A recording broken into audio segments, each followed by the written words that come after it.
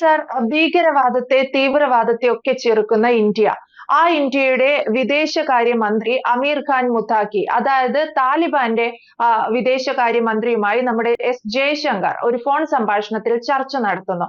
ഭീകരവാദ സംഘടനയായ താലിബാനുമായി ഇന്ത്യക്ക് എന്തിന് ഒരു നയതന്ത്ര ബന്ധം? ഇത് ഒരുപക്ഷെ ധാരാളം പേർക്കുള്ള ഒരു സംശയമായിരിക്കും. അപ്പൊ അതുകൊണ്ട് ഇത് കുറച്ച് വിശദമായിട്ട് സംസാരിക്കേണ്ട ഒരു വിഷയമാണ്. അതിപ്പോ സംസാരം തുടങ്ങാൻ കാരണം നമ്മുടെ എല്ലാവരുടെയും താലിബാൻ എന്ന ഭീകര സംഘടന ഭരിക്കുന്ന അഫ്ഗാനിസ്ഥാൻ. പക്ഷേ താലിബാൻ ഈ ഭീകരതയും മിലിറ്റൻസിയും, ടെററിസവും മിലിറ്റൻസിയും തമ്മിൽ ചെറിയ വ്യത്യാസമുണ്ട്. Terrorism, militancy. ബലൂചിസ്ഥാനില് മിലിറ്റൻസിയാണ്.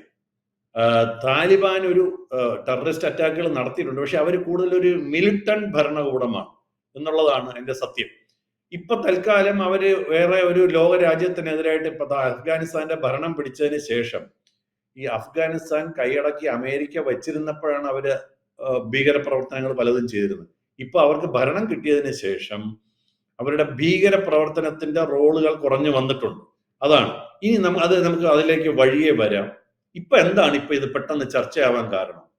ഇപ്പോ നമ്മുടെ വിദേശകാര്യ മന്ത്രിയായ ഡോക്ടർ സുബ്രഹ്മണ്യം ജയശങ്കർ കഴിഞ്ഞ ദിവസം അഫ്ഗാൻ ആക്ടിംഗ് ഫോറിൻ മിനിസ്റ്ററാണ് അമീർ ഖാൻ മുത്താഖി, അയാളുമായിട്ട് സംസാരിച്ചു തുടങ്ങിയിട്ടുണ്ട്.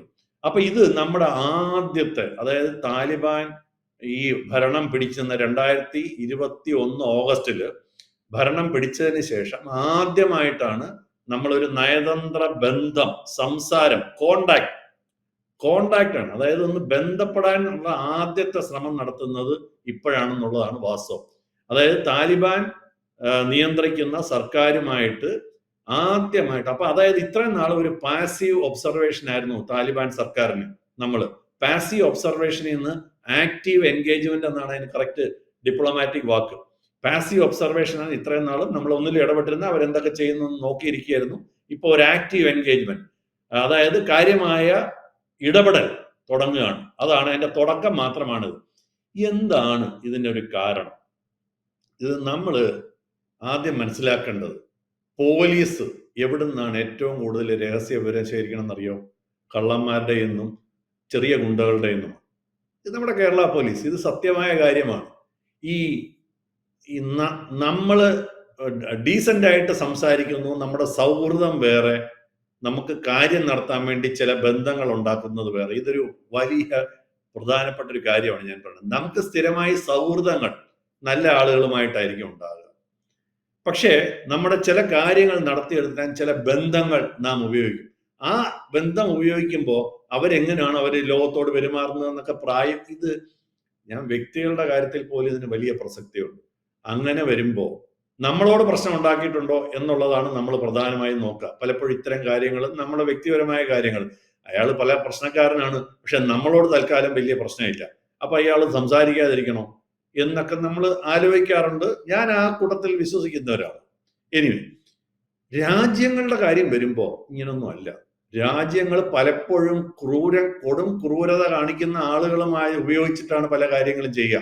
ഇപ്പൊ നിങ്ങളോട് അല്ലെങ്കിൽ നമ്മൾ ആരോടെങ്കിലും പറയുന്നത്, നിങ്ങൾ പോയിട്ട് അവനെ തട്ടിയിട്ട് വാ, അജ്ഞാതനായിട്ട് പോയി തട്ടിയിട്ട് വാ എന്ന് പറഞ്ഞാൽ നമ്മൾ ചെയ്യൂല. അപ്പൊ അത് ചെയ്യാൻ പോകുന്നവരുണ്ടാവും. അപ്പൊ അത്രയുള്ള ആളുകളുമായിട്ടൊരു രാജ്യത്തിന് ബന്ധം ചിലപ്പം വേണ്ടി വരും, പ്രത്യേകിച്ച് അതിന്റെ ഇന്റലിജൻസ് ഏജൻസികൾക്ക്. അത്തരമൊരു സാഹചര്യം ഉരുത്തിരിഞ്ഞു വരുന്നു എന്നുള്ളതാണ് ഇപ്പൊ ഈ ഇടപെടലിന് കാരണം. അപ്പൊ ഞാൻ പറഞ്ഞിരുന്നു, നമ്മൾ അവരുമായിട്ടുള്ള എല്ലാ ബന്ധങ്ങളും ഈ ഓഗസ്റ്റ് 2021 ഓഗസ്റ്റില് താലിബാൻ ഭരണം പിടിച്ചതിന് ശേഷം നിർത്തിവെച്ചിരിക്കുകയാണ്. അപ്പൊ അതുകൊണ്ട് ഇന്ന് നമ്മൾ അതിന്റെ ഗ്രൗണ്ട് റിയാലിറ്റീസ് നമ്മൾ മനസ്സിലാക്കി തിരിച്ചറിയുന്നു എന്നുള്ളതാണ് അഫ്ഗാനിസ്ഥാനിലെ ഗ്രൗണ്ട് റിയാലിറ്റി. അല്ലാതെ നമ്മൾ ഇപ്പോഴും താലിബാന്റെ അവിടുത്തെ സർക്കാരിന് നമ്മൾ അംഗീകരിച്ചിട്ടില്ല, ഒഫീഷ്യലി ഔദ്യോഗികമായി അംഗീകരിച്ചിട്ടില്ല എന്നുള്ളതാണ് വളരെ പ്രധാനപ്പെട്ടത്. നമ്മൾ വളരെ ഒരു ചെറിയ പരിപാടികൾ മാത്രമാണ് ചെയ്യേണ്ടത്. എന്താണ്? ഒന്ന്, അഫ്ഗാനിസ്ഥാനുമായിട്ട് വ്യാപാരം തുടങ്ങാൻ പരിപാടി ഇടുന്നു. എക്കണോമിക് കോർപ്പറേഷൻ, സാമ്പത്തികമായ കോർപ്പറേഷൻ, അതായത് ബന്ധം സ്ഥാപിക്കാൻ ആഗ്രഹിക്കുന്നു. വിസ ആൻഡ് ട്രാവൽ ഫെസിലിറ്റേഷൻ ഇത്രയും നാൾ അതില്ലായിരുന്നില്ല. നമ്മൾ അവരുമായിട്ടുള്ള യാത്രകളോ ഒന്നും ഉണ്ടായിരുന്നില്ല. വിസ കൊടുക്കുന്നുണ്ടായിരുന്നില്ല. അപ്പൊ അതൊക്കെ തുടങ്ങണം, അങ്ങോട്ടും ഇങ്ങോട്ടും തുടങ്ങണം. 2, ഏറ്റവും പ്രധാനപ്പെട്ട അതാണ്. Security coordination to prevent terror threats from Afghanistan soil. എന്താണ് അതിന്റെ അർത്ഥം? ഇപ്പൊ പാകിസ്ഥാനിൽ നിന്ന് നമ്മൾ തീവ്രവാദികളെ തുരത്തി. അപ്പൊ പാകിസ്ഥാനിലുള്ള തീവ്രവാദികൾക്ക് അടുത്ത് പോയി പാകിസ്ഥാൻ ഇരുന്ന് എപ്പോ വേണമെങ്കിലും അടി കിട്ടും. അത് നമ്മൾ ഓൾറെഡി പറഞ്ഞിട്ടുണ്ട്. ഇപ്പൊ അടുത്ത് അവർക്കുള്ള ഒരു സ്ഥലം എവിടെയാണ്? ഈ ലഷ്കർ എ തോയ്ബ ആയിക്കോട്ടെ, അല്ലെങ്കിൽ ഈ ഭീകരന്മാരുണ്ടല്ലോ, ഇവന്മാർക്കൊക്കെ കയറി ഇരിക്കാൻ കുടികയറാൻ പറ്റിയ ഒരു സ്ഥലമാണ് താലിബാന്റെ കീഴിലുള്ള അഫ്ഗാൻ മണ്ണ്. അത് പ്രിവെന്റ് ചെയ്യുക എന്നുള്ളതാണ്. ഇത് നിങ്ങൾക്ക് നമുക്കൊക്കെ ഉണ്ടല്ലോ, ശരിക്കും പറഞ്ഞാൽ ഈ ഇവരെ പറ്റിയൊന്നും ഒരു ധാരണയില്ല. ആരാണ് എസ് ജയശങ്കർ ഇതിനു മുൻപ് ഏകദേശം 38-39 വർഷം IFS ഇന്ത്യൻ ഫോറിൻ സർവീസ് പാസ്സായതിനു ശേഷം വിദേശങ്ങളിൽ അംബാസഡറായിട്ടും പല ലെവലിൽ 39 വർഷം ജോലി ചെയ്ത ഒരാളാണ്. അതിനുശേഷം ഇന്ത്യയുടെ ഡിഫൻസ് സെക്രട്ടറി ഇന്ത്യയുടെ ഫോറിൻ സെക്രട്ടറിയായി അതിനുശേഷമാണ് ഇപ്പം മന്ത്രിയാകുന്നത്. സകല കളിയും കളിച്ച് പഠിച്ചിട്ടുള്ള ഒരാളാണ് ഈ എസ് ജയശങ്കർ. അതുകൊണ്ടാണ് അദ്ദേഹത്തെ അങ്ങനെ ഒരു ഇന്ത്യയിൽ ഏറ്റവും കൂടുതൽ നാളും നിന്നിരിക്കുന്ന വിദേശകാര്യ മന്ത്രിയും കൂടാണ് എസ് ജയശങ്കർ. ഇപ്പോൾ എനിക്ക് തോന്നുന്നു 2019-16 ആ സമയം തുടങ്ങിയുണ്ട്. എന്തായാലും ഒരുപാട് നാളായി. ഇതിനു മുൻപ് ഒരാൾ മാത്രമേ ഇത്രയും നാൾ ഇന്ത്യയുടെ വിദേശകാര്യ മന്ത്രിയായിരുന്നുള്ളൂ. അത് നമ്മുടെ നെഹ്റു ആണ്. നെഹ്റു ഈ വകുപ്പ് വേറെ ആർക്കും കൊടുത്തില്ല. 17 വർഷം നെഹ്റു ആണ് ഇന്ത്യയുടെ 17 വർഷം നെഹ്റു പ്രൈം മിനിസ്റ്റർ ആയിരുന്നു. ആ 17 വർഷവും നെഹ്റു തന്നെയായിരുന്നു ഇന്ത്യയുടെ വിദേശകാര്യ മന്ത്രി. അതാണ് ഇത്രയും കുളമാവാനുള്ള ഒരു പ്രധാനപ്പെട്ട കാരണം, നമ്മുടെ വിദേശ നയങ്ങൾ. എനിവേ, അപ്പോ നമ്മള് ഇവരുമായിട്ട് പണ്ട് വലിയ ബന്ധം ഉണ്ടായിരുന്നു. അത് 2001 മുതൽ 2021 വരെ ഡെമോക്രാറ്റിക്കലി ഇലക്റ്റഡ്, അതായത് ജനാധിപത്യമായി തെരഞ്ഞെടുക്കപ്പെട്ട സർക്കാരാണ് അഫ്ഗാനിസ്ഥാൻ ഉണ്ടായിരുന്നത്. അന്ന് ഇവരുമായിട്ട് നമ്മൾ വളരെ അടുത്ത ബന്ധമായിരുന്നു. അഫ്ഗാൻ ജനതയെ ഇന്ത്യൻ ജനതയെ അഫ്ഗാൻ ജനതയ്ക്കും വലിയ ഇഷ്ടമാണ്. അവിടെ കുറച്ച് തീവ്രവാദമൊക്കെ നടന്നു എന്നുള്ളതൊക്കെ വേറെ കാര്യം. പക്ഷെ നമ്മുടെ 3 ബില്യൺ അമേരിക്കൻ ഡോളറിന്റെ ഇൻഫ്രാസ്ട്രക്ചറും എയ്ഡുമാണ് നമ്മൾ ശരിക്കും പറഞ്ഞാൽ അത് ആ സമയങ്ങളിൽ നമ്മൾ അഫ്ഗാനിസ്ഥാന് കൊടുത്തിട്ടുള്ളത്. അപ്പൊ ഇപ്പൊ തന്നെ ഇന്ത്യയുടെ എന്തൊക്കെയാണ് ഇന്ത്യ അവിടെ ഉണ്ടാക്കി വെച്ചത്? ആ സമയത്ത് അവരുടെ പാർലമെന്റ് മന്ദിരം, ഈ അഫ്ഗാന്റെ പാർലമെന്റ് മന്ദിരം കൊടുത്തിരിക്കുന്ന ഇന്ത്യയാണ്. അവിടുത്തെ സൽമ ഡാം എന്ന് പറയുന്നതിന്റെ ആ ഡാമിന്റെ മറ്റൊരു പേര് ഇൻഡോ അമേരിക്കൻ ഫ്രണ്ട്ഷിപ്പ് ഡാം എന്ന്, വലിയ ഒരു ഡാം. അവിടെ ധാരാളം റോഡുകള്, സ്കൂളുകള്, ആശുപത്രികൾ, ഇതെല്ലാം ഇന്ത്യയാണ് അവിടെ നിർമ്മിച്ചു നൽകിയത്. മാത്രമല്ല ധാരാളം സ്കോളർഷിപ്പുകൾ, മെഡിക്കൽ വിസ, ഇതൊക്കെ നമ്മൾ അഫ്ഗാനിസ്ഥാനിലെ ജനതയ്ക്ക് അന്ന് ഓഫർ ചെയ്തിരുന്നു. ഇതാണ് നിർത്തി വെച്ചിരുന്നത്. ഇത് പതുക്കെ തുടങ്ങുകയാണെന്നുള്ളതാണ്. എന്താണ് ഇങ്ങനെ ഇപ്പൊ ചെയ്യാൻ കാര്യം? ഞാൻ നേരത്തെ പറഞ്ഞു, തീവ്രവാദികൾ കുടിയേറാൻ. ഇവരാരൊക്കെയാണ്? ലഷ്കർ എ തോയ്ബ, ജയ്ഷ് മുഹമ്മദ്, ഇവർ രണ്ടുപേർക്കും അഫ്ഗാനിസ്ഥാനികളിൽ റൂട്ടുകളുണ്ട്, വേരുകളുണ്ട്. അപ്പൊ ഇവര് പാകിസ്ഥാനിൽ നിൽക്കക്കള്ളി ഇല്ലാതാവുമ്പോ ഒരു പക്ഷെ അഫ്ഗാനിൽ നിന്ന് ഓപ്പറേറ്റ് ചെയ്യാനുള്ള ഒരു സാധ്യതയുണ്ട്. അത് തടയുക എന്നുള്ളതാണ് നമ്മുടെ ആദ്യത്തെ ലക്ഷ്യം. കാരണം ഈ താലിബാൻ വന്നതോടുകൂടി ജനാധിപത്യ സർക്കാർ മാറി താലിബാൻ വന്നതോടെ ഒരു പവർ വാക്വം എന്ന് പറയും. ഈ പവർ വാക്വം എവിടെ ഉണ്ടായാലും കൊഴുത്തുരുമ്പുകൾ അവിടെ ചെന്ന് കയറും. പവർ വാക്വം എന്ന് പറഞ്ഞാൽ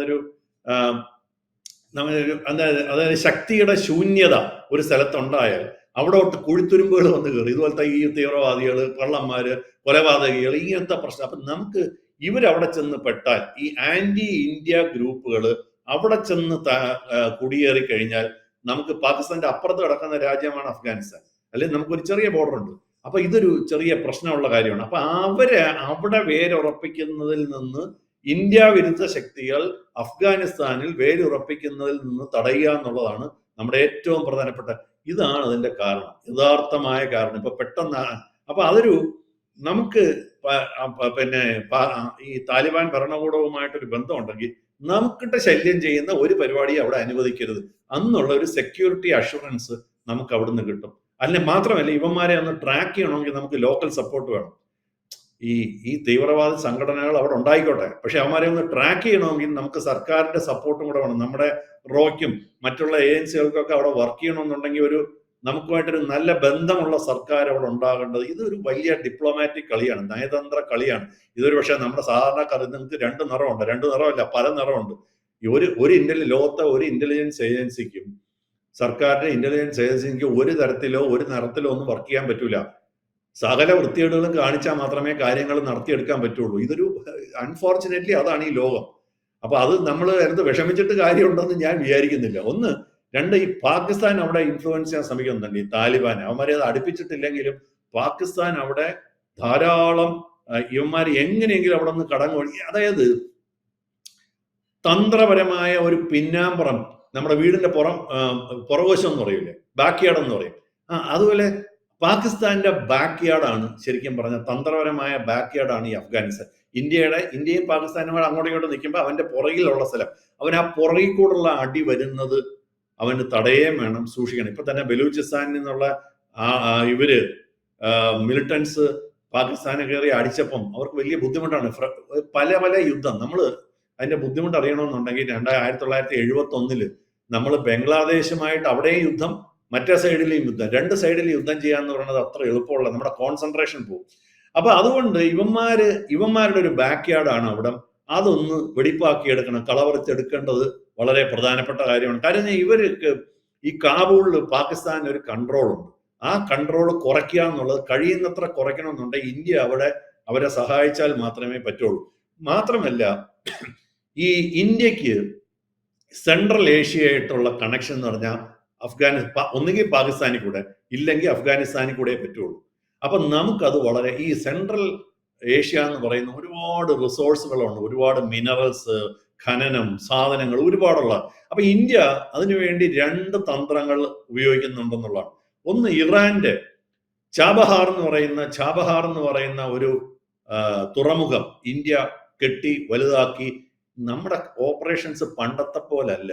ഇന്ന് നമ്മൾ ലോകത്തിന്റെ പല ഭാഗത്തായിട്ട് നമ്മൾ പടരുകയാണ്, വികസിക്കുകയാണ്, വല കെട്ടുകയാണ്. ഇവന്മാരെയൊക്കെ എല്ലാ സൈഡിൽ കൂടെ ഒതുക്കിയാൽ മാത്രമേ കാര്യം നടക്കൂ. അപ്പൊ ഇറാനിലെ ചാബഹാർ തുറമുഖവും ഈ സാരഞ്ച് ദലാറാം ഹൈവേ എന്ന് പറഞ്ഞ ഒരു ഹൈവേ ഈ ചൈന പാകിസ്ഥാനിൽ കൂടെ കെട്ടിയതുപോലെ തന്നെ നമ്മൾ അഫ്ഗാനിസ്ഥാനിൽ കൂടെ ഒരു വലിയ ഹൈവേ കെട്ടുന്നു. സാരഞ്ച് ദലാറാം ഹൈവേ എന്നാണ് അതിന്റെ പേര്.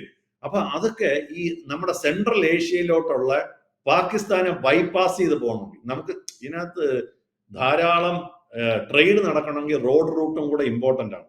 ഒന്നുകിൽ കപ്പൽ നമ്മല്ല, ഈ റോഡ് കരമാർഗമാണ് എപ്പോഴും നല്ലത്.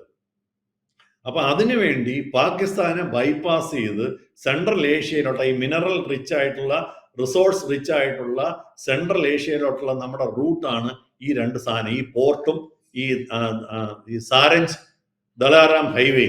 അപ്പൊ അതും നമുക്ക് വളരെ പ്രധാനപ്പെട്ട ഒരു കാര്യമാണ്. 2, പിന്നെ അവിടെ ഒരു കംപ്ലീറ്റ്ലി ഹ്യൂമാനിറ്റേറിയൻ കൊളാപ്സ് ആണ്. ഹ്യൂമാനിറ്റേറിയൻ കൊളാപ്സ് എന്ന് പറഞ്ഞാൽ മനുഷ്യർ വലിയ ദയനീയ അവസ്ഥയിലാണെന്നുള്ളതാണ് സത്യം. അഫ്ഗാനിസ്ഥാനിൽ അവിടെ വളരെ സാമ്പത്തിക നില ഓൾമോസ്റ്റ് തകർന്ന് തരിപ്പണമായി. ഭക്ഷണത്തിന് ക്ഷാമം, അതായത് വല്ലാത്ത ക്ഷാമം. ഹെൽത്ത് കെയർ ആണെങ്കിൽ, അതായത് ആരോഗ്യത്തിന്റെ സംവിധാനങ്ങളാണെങ്കിൽ വളരെ മോശം. അപ്പൊ നമുക്കൊരു ഹ്യൂമാനിറ്റേറിയൻ, അഫ്ഗാൻ ജനതയോട് നമ്മൾ എപ്പോഴും വളരെ അടുത്ത ആളുകളായിരുന്നു. അവിടുത്തെ ഭരണകൂടവുമായിട്ട് ചിലപ്പോൾ പ്രശ്നങ്ങൾ ഉണ്ടാവാം, പക്ഷെ അഫ്ഗാൻ ജനത ഇന്ത്യ ഒറിജിനലി ഇന്ത്യയുടെ ഭാഗമാണെന്ന് കൂടെ നമ്മൾ ആലോചിക്കണം. ഈ അഫ്ഗാനിസ്ഥാൻ എന്ന് പറയുന്നത് വരെയായിരുന്നു ഇന്ത്യ, പഴയ ഒറിജിനൽ ഇന്ത്യ. അപ്പൊ അതുകൊണ്ട് നമ്മുടെ ജനങ്ങളും അവരുമായിട്ട് ഒരു സാംസ്കാരികമായിട്ടും ഒക്കെ വലിയ താല്പര്യമുണ്ട്. ധാരാളം ആഹാര സാധനങ്ങള്, ഫുഡ് എയ്ഡ്, വാക്സിനുകള്, മെഡിസിനുകള്, ഇങ്ങനെ എപ്പോഴും ഒരു നല്ല ബന്ധം ഈ അഫ്ഗാൻ ജനതയുമായിട്ട് ഇന്ത്യ എന്നും കാത്തു സൂക്ഷിച്ചിരുന്നു. ചില പ്രശ്നങ്ങൾ ഉണ്ടായി കഴിഞ്ഞപ്പോഴത്തെ അതുണ്ടായെന്നേ ഉള്ളൂ. മാത്രമല്ല, നമുക്ക് അവിടെ ഒരു ഈ സോഫ്റ്റ് പവർ എന്ന് പറയും. അമേരിക്ക പലപ്പോഴും ഹാർഡ് പവറാണ് ചെയ്യുക. നമ്മുടെ ഈ സോഫ്റ്റ് പവർ, അതായത് നിങ്ങൾക്ക് മെഡിസിൻ വേണം, മെഡിസിൻ നമ്മൾ തരും, അല്ലെങ്കിൽ ഫുഡ് വേണോ നമ്മൾ തരും, നമ്മുടെ കയ്യിൽ എക്സസ് ഉണ്ട്. ഇതൊരു ആയുധം കൊടുക്കുന്നത് മാത്രമല്ല, ഇതുമൊക്കെ ഒരു ബന്ധത്തില്, അതായത് നമ്മളെ അങ്ങനെ തള്ളിക്കളയാനാവില്ല. ഇപ്പൊ തുർക്കിക്ക് സംഭവിച്ചത് നമ്മൾ ഒരു തൊട്ട് മുമ്പിലത്തെ എപ്പിസോഡിൽ പറഞ്ഞു. ഈ പണി കൊടുക്കാൻ തുടങ്ങിക്കഴിഞ്ഞാൽ നമുക്ക് കൊടുക്കാൻ പറ്റണം. അതിന് കൊടുക്കാൻ പറ്റണമെങ്കിൽ അതിനുള്ള കടിഞ്ഞാണുകൾ നമ്മുടെ കയ്യിൽ വേണം. അത്തരം കടിഞ്ഞാണുകളാണ് നമ്മൾ വേണ്ടത്. അപ്പൊ അതുകൊണ്ട് എന്തിനാണ് ഇപ്പം ജയശങ്കറിന് ഇപ്പൊ അടുത്ത ഒരുപക്ഷെ കോൺഗ്രസ്സുകാർ ചോദിക്കും, താലിബാൻ രാഷ്ട്രവുമായിട്ട് എന്തിനാണ് ബന്ധം? ഒരു സ്ട്രാറ്റജിക്കൽ നെസസിറ്റിയാണ്, തന്ത്രപരമായ ആവശ്യമാണ്. താലിബാൻ സർക്കാരും നമ്മൾ പറയുന്ന കേൾക്കുന്നിടത്ത് നിർത്തുക എന്നുള്ളത്. കാരണം നമ്മുടെ ഇവിടുത്തെ അത് മെയിനായിട്ട് അതിനകത്ത് ടെററിസ്റ്റ് ആണ് അതിന്റെ ഇഷ്യൂ. അവിടെ ഇന്ത്യ വിരുദ്ധ ശക്തികൾ അവിടെ വേരൂന്നാതിരിക്കാൻ നമുക്ക് വളരെ പ്രധാനപ്പെട്ടാണ്. ഓഫ് കോഴ്സ് അവിടെ നമുക്ക് അതിനകത്ത് അവരുടെ സ്ത്രീകളോടുള്ള സമീപനത്തില് കുട്ടികൾ പഠിക്കരുത്, പെൺകുട്ടികൾ പഠിക്കരുതെന്ന് പറയുന്നത്, മൈനോറിറ്റീസുമായിട്ടുള്ള പ്രശ്നം, അതായത് മൈനോറിറ്റി സമൂഹത്തെ അവർ കൈകാര്യം ചെയ്യുന്നത്, ഹ്യൂമൻ റൈറ്റ്സ് വയലേഷൻ ഒക്കെ ഉണ്ട്. പക്ഷെ നേരത്തെ പറഞ്ഞ പോലെ ഡിപ്ലോമസി എന്ന് പറയുന്നത് ഈ മുഖത്ത് മേക്കപ്പെട്ട് ചെയ്യുന്ന ഒരു പരിപാടിയല്ല. അതൊരു വളരെ വൃത്തികെട്ട പരിപാടിയാണ്. അത് അടിയിൽ കൂടെ വലിക്കുക, പൊക്കുക, താങ്ങുക, പണി കൊടുക്കുക, കാര്യങ്ങൾ നടത്തി കൊടുക്കുക, അവർക്ക് വേണ്ട കാര്യങ്ങൾ നടത്തി കൊടുക്കുക, ഇതൊക്കെ നയതന്ത്രത്തിന്റെ വളരെ പ്രസക്തമായ കാര്യമാണ്. അപ്പൊ ഇതാണ് അതിന്റെ സത്യം പറഞ്ഞാൽ ഉള്ള ശരിയായ കാര്യം. കാബൂൾ എംബസിയിൽ നമ്മൾ അവിടുത്തെ ആളുകളെയാണ് സപ്പോർട്ട് ചെയ്യുന്നത്, അവിടുത്തെ ഭരണകർത്താക്കളെ അല്ല സപ്പോർട്ട് ചെയ്യുന്നത്. ഇതാണ് നമ്മുടെ സാധാരണക്കാർ ഇത് ഡിപ്ലോമസിയിലെ ഒരു വളരെ പ്രധാനപ്പെട്ട കാര്യമാണ്.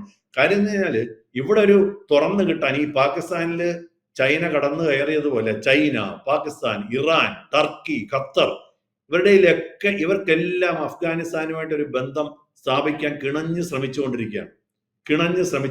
അപ്പൊ ഇന്ത്യ കൂടെ അതിനകത്ത് കളിച്ചില്ലെങ്കിൽ നമ്മൾ അതിനകത്ത് നിന്ന് ഔട്ടായി പോകും.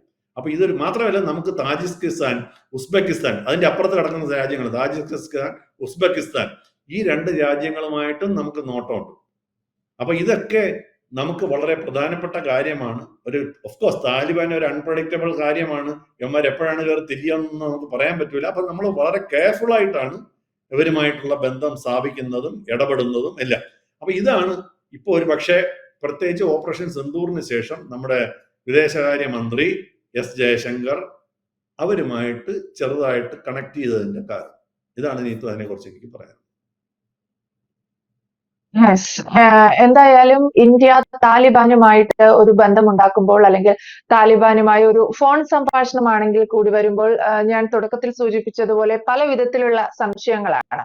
അതിനുള്ള ഒരു ചെറിയൊരു ഉത്തരമാണ് വിനോദ് സാർ ഈ ചർച്ചയിലൂടെ നടത്തിയത്. താലിബാൻ ഒരു ഭീകരവാദ പ്രവർത്തനങ്ങളിൽ നിന്നും തിരികെ വരുന്നു, അല്ലെങ്കിൽ ഭീകരവാദ പ്രവർത്തനങ്ങളെ അവരും ഉപേക്ഷിക്കുന്നു എന്നതാണ്. അത് പാകിസ്ഥാന് കൂടുതൽ തിരിച്ചടിയാണ്. കാരണം ഇന്ത്യക്കൊപ്പം താലിബാൻ നിന്നാൽ വിനോദ് സാർ സൂചിപ്പിച്ചതുപോലെ അത് പാകിസ്ഥാനെ വളരെ വളരെ മോശമായി ബാധിക്കുമെന്ന കാര്യവും വ്യക്തമാണ്. Thank you sir. കൂടുതൽ വാർത്തകളും വിശേഷങ്ങളും നിങ്ങളിലേക്ക് എത്താൻ ABC മലയാളം സബ്സ്ക്രൈബ് ചെയ്യുക, ബെൽ ബട്ടണും അമർത്തുക.